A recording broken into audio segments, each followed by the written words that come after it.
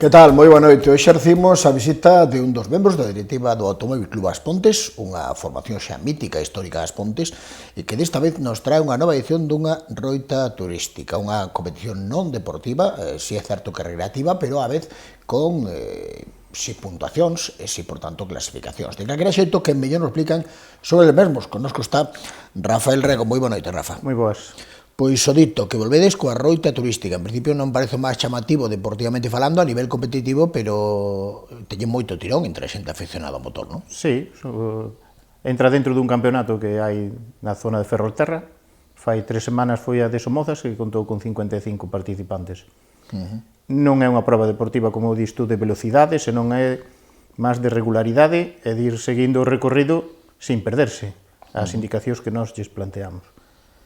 Unha proba, ademais, que é moito máis aberta, porque, claro, non fai falta esa pericia da conducción veloz, non fai falta, seguramente, esa preparación que necesita quen compite xa directamente ao automobilismo, por tanto, está moito máis aberto a xente que lle gusta sair a enfrontarse a outros co coche sin competición. Sí, non ten nada que ver con ningún tipo de competición deportiva, rallies, ningún evento deste tipo. Más ben é unha proba de orientación na que tens que seguir un recorrido que che vai marcado, e o único que che axuda a seguir o recorrido ben é unha aplicación de móvil que teñas para medir distancias, porque nos vamos no rotómetro que che vai explicando a esta medida a izquierda, a esta medida a dereita, ou esta medida hai esta instrucción.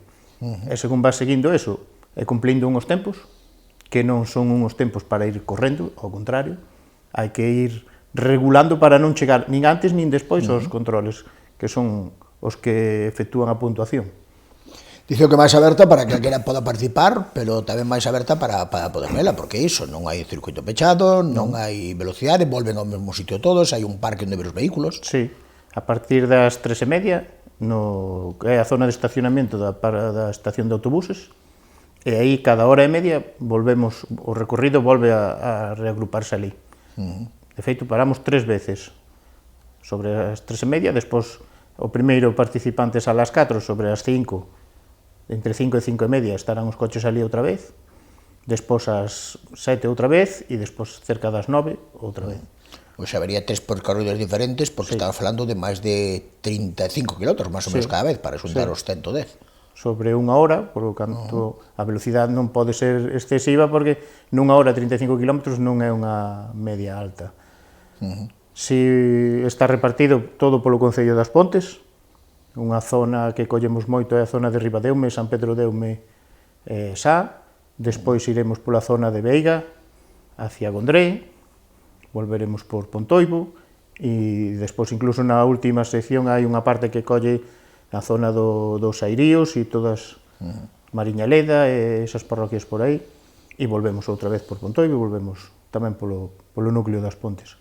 Digamos que bastante paralelo a unha conducción normal, porque neste caso vos, aparte de que o tráfico está aberto, o que facedes é que quen vai conducindo pode disfrutando dos percorridos, das paisaxes, pero con uns tempos estimados que non son de velocidade, son de regularidade, nin podes chegar antes nin despois, co cal podes ir disfrutando da conducción, pero á vez cumprir.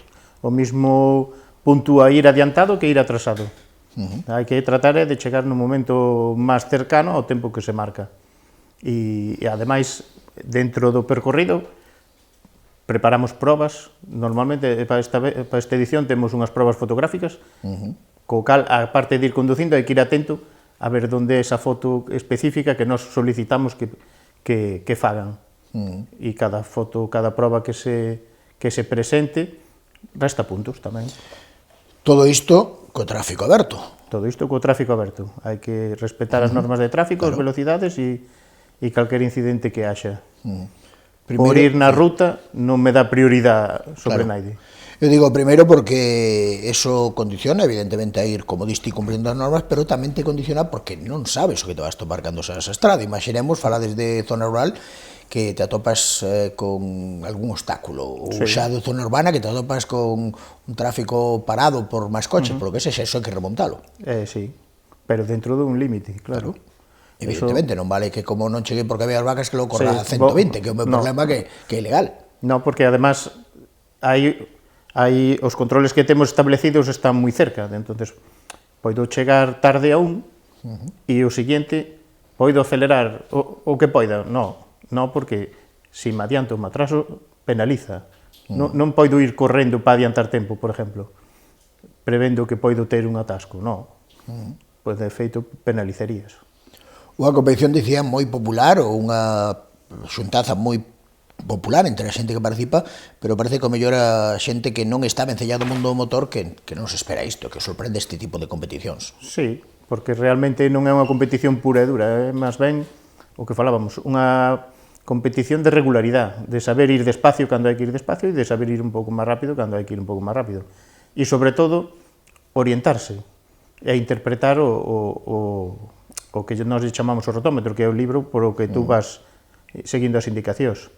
Non sempre poñemos izquierda e dereita. Para facelo máis entretenido, pois poñemos, pois vai hacia a señal de 50. Entonces, cando chegas ao cruce, tes que mirar onde está a señal de 50. Tes que estar avispado para saber para que lado tes que ir. Supoño que iso que busca tamén quen se apunta, busca un pouco de emoción, de intensidade, de improvisación, de ter que traballar a mente, non? De ir atentos os dous, tanto o piloto como o copiloto, ir atentos ás indicacións e interpretar o que nos lles aplicamos. E despois ir atento ás medidas, que é unha dos hándicaps que hai, é cando te entretes un pouco e cando vas a mirar a medida, pasáchete 30 metros e colliche o cruce que non era e a partir de aí non che coincide nada. Tes que parar, volver, perder o tempo e cando te volves a incorporar na carretera, pois ao mellor xa penalizaches 5 minutos e xa é tontería que corres. É mellor que te veñas outra vez ao reagrupamiento e volver a empezar. E a proba de que, aunque se trata dunha modalidade automobilística e de piloto, copiloto, sair a medirse ao resto dos rivais, que é moi social e moi participativa, están que saides dun bar, vale, que logo saides é certo do punto de reagrupamento, pero a xuntanza é nun bar, no colador, e a chegada ao final da noite é nunha cea conxunta todos no campo de tiro. É o que se trata un pouco é socializar todos e todos ir compartindo a experiencia e despois o que suele ser bonito é a noite a cea, todo o mundo comenta, pois eu naquel sitio, naquel cruce interpreteino mal e collín para onde non era e perdíme, o que dicías antes, atopei un remaño de vacas, tuve que estar ali parado 5 minutos e xa se fastidiou todo. Pero todas esas historias e esas vivencias, pois ao final da noite, nesa cena onde todos falamos, faise máis ameno e entretenido todo. A proba é a semana que ven, de momento ainda está aberto o prazo para anotarse, creo que ata o martes, non? Sí, ata o mércoles incluso. Ata o mércoles incluso. Sí, poderíamos admitir algunha inscripción máis. Superar esas 50 obxectivos e medio cento aproximadamente? Non, nós con 30-35 estaríamos conformes, que é a media que temos normalmente. Sí, nos gustaría ter máis. A primeira edición chegáramos a 60, houbera moita aceptación, e desde aquí, pois eso, chamar a veciñanza ao que queira participar, que non é difícil e que vai pasar ben. E que non se precisa un vehículo especial tampouco, vale para todo tipo de vehículos, porque a veces a xente pensa que estas probas son para clásicos, non é o caso. Non, está aberta a todos. O tema dos clásicos é bonito, porque a alguén que lle guste sacar o seu coche pois un sábado ou un domingo, pois aproveitar esta ruta para facelo, pois tamén é benvido, claro. Como teria que facer a xente para anotarse, para participar? Se entra na página do Automóvil Club As Pontes e pincha encima do cartel, xa hai un enlace para que te leva a inscripción, é unha solicitud de inscripción sencilla, e senón, pois no cartel están o meu teléfono máis o de outro compañeiro, nos chaman e lles facilitamos nosa inscripción. E logo iso que tampouco ten ningún problema polo tipo de circuito que sexa, non buscades os trazados máis sinuosos, se percorren vías públicas, tanto urbano como rural. Se percorren vías públicas, o único que buscamos é tratar de enseñarlle a xente, sobre todo cando ven xente que non é do Concello, lugares que normalmente non se visitan. Suele ser así. E sen demasiada presión tampouco, porque ti dixeches aí se vai, se volve, se vai, se volve, creo que tes ata os pinchos polo medio, non? Sí. Sí, non? Así, en cada parada, pois, o que tú decías, a primeira salida do colador, despois sabemos de parar tamén no Excalibur e tamén nos Sete Camiños, que son colaboradores nosos, e entón nas paradas o que procuramos é, pois neses establecementos que é onde xa se xunta a xente e xa empezan os comentarios, sempre hai pinchos e... Dicíasme, ademais, que é puntuable para unha competición a nivel ferrolán, onde xuntan todas as probas, non? Estaría a Somotas, a vosa... Hai un Open de rutas sociales, digamos, Ferrolterra, donde está de Somozas, está das Pontes, hai outra en Ortigueira, en Ferrol, normalmente tamén solía haber en Narón e Moeche, e este ano entra unha tamén da Barqueira. Pois posibilidade de sumarse a esta, seguramente engancharse para as vindeiras, e isto organiza o Automóvil Club das Pontes, unha institución xa mítica. Normalmente iso vos asocia máis, evidentemente, a competicións, pero sempre foi un club moi social, verdade? Sí, tratamos porque é unha maneira de captar digamos, aficionados e de que algunha xente pues, empeza con isto e despois pues, se anima aos rallies de clásicos ou se anima a outro tipo de competición. Ou incluso se queren participar de voluntarios no slalom ou en calquera cousa que nos organicemos, pois é unha maneira de conocernos e de ir captando xente tamén. Que tal está a saúde agora do ACAP, do Automóvil Club das Pontes? Houve momentos de moita participación ou momentos de menos?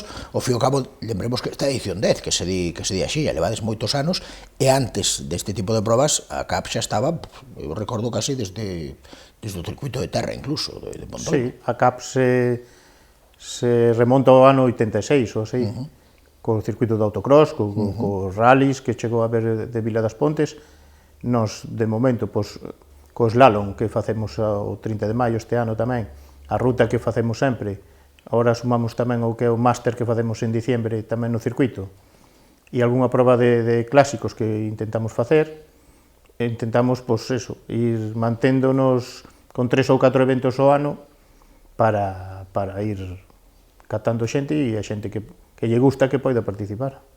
Son 40 anos xa, de calquera xeito, é certo que a situación é diferente, pois hoxe en día hai pilotos máis especializados, máis, non direi profesionalizados, pero si compiten formalmente.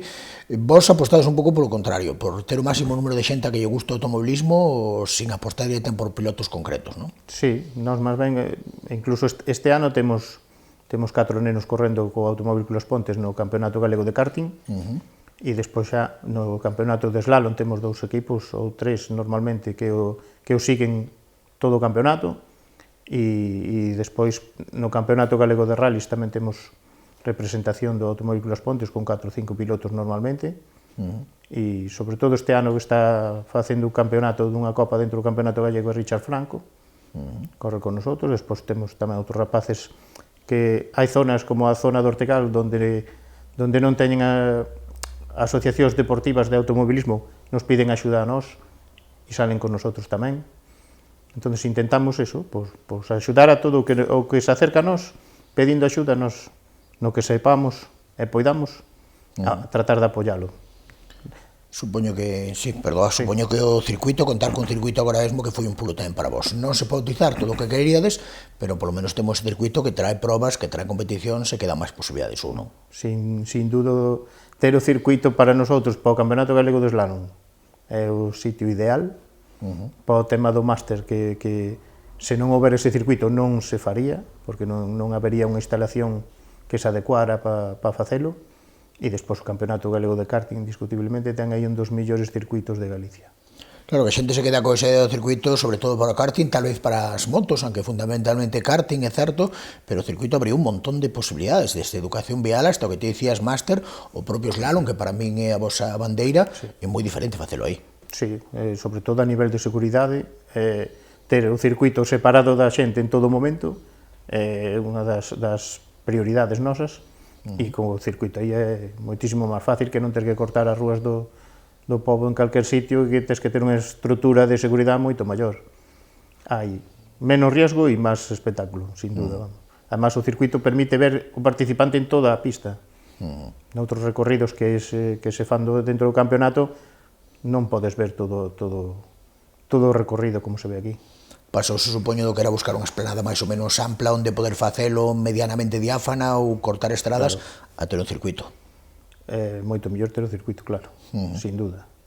De calquera xeito, creo que o slalom, dicía antes, é a vosa bandeira de presentación, que a xente identifica a CAP por moitas cousas, é certo, pero que un pouco a xente vos identifica por ese slalom. Estábamos tamén en momento nos que o slalom, pois, triunfaban, a xente lle gustaba o slalom moito, creo que é un momento no que hai moito slalom, e o das Pontes é unha referencia, non? Sí, de feito, o ano pasado o Automóvil Club das Pontes levou o trofeo como mellor organizador dentro do Campeonato Galego de Slalom, e sí que coas categorías novas que se estableceron desde fai 2 ou 3 anos, O slalom pasou de ter 30 participantes a ter 70, sin máis.